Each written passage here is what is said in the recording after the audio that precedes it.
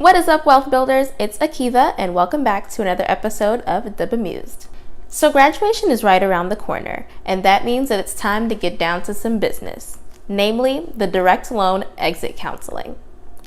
Now, exit counseling may not be high on your priority of fun things to do in preparation for graduation, but unfortunately, it's just one of those things that has to get done. Now, of course, the expectation is that when you do your exit counseling, that you're going to do the entire thing. But we all know, at least I know, that hardly anyone does that. So I'm going to be going through my exit counseling now and just pointing out a couple of things that I find pretty interesting and worth paying attention to. This is all the things you didn't read when doing your exit counseling, but should have.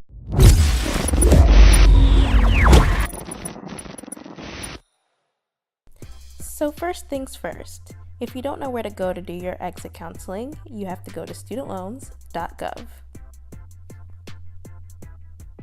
Then you'll just scroll down, I'm doing it on my phone, and log in with your FSA ID.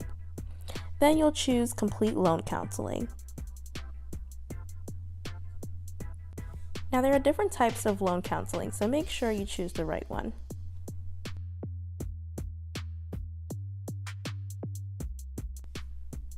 Then it'll ask you which school you want to notify that your loan counseling has been completed. Now, the first thing to pay attention to when you're doing your exit counseling is being reminded of how much you actually owe and your interest rates. And if you haven't seen our video on our student loan debt, make sure you check it out, and I'll put a link up here and in the description below. And in that video, we talk about why knowing your loan balances and your interest rate is so important to building your wealth. You also want to know and understand how your interest is actually calculated on your loans.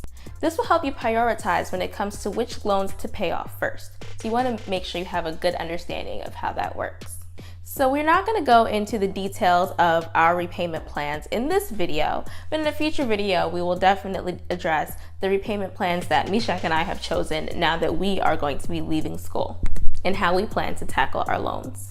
The second thing to pay attention to is the concept of loan acceleration. Acceleration is the demand for repayment of your entire loan. So if you make a false statement that makes you receive financial aid that you weren't eligible to receive otherwise, your loan can be accelerated.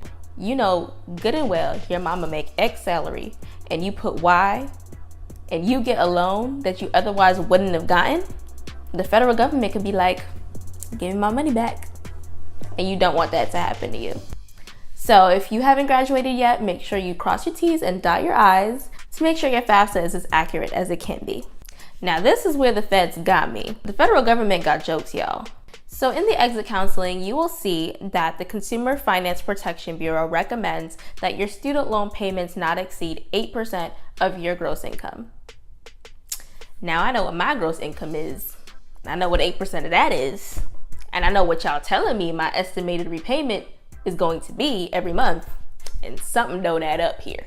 And then they got the nerve to tell me that I need to have a 3 to 6 month emergency fund when you just finished telling me that I can't even afford my loan payments. Now, if you're like me and you're in this situation, it can be tempting to believe that this is so insurmountable. Don't panic, don't freak out. It just takes a little bit of strategy and a little bit of thinking to make it all work for you. So I hope you enjoyed this video and that you learned something new today. Don't forget to subscribe and also turn on notifications, super important, by clicking the little bell next to the subscribe button so that you always get an alert every time we post a new video. Thanks for watching, and we'll see you next time.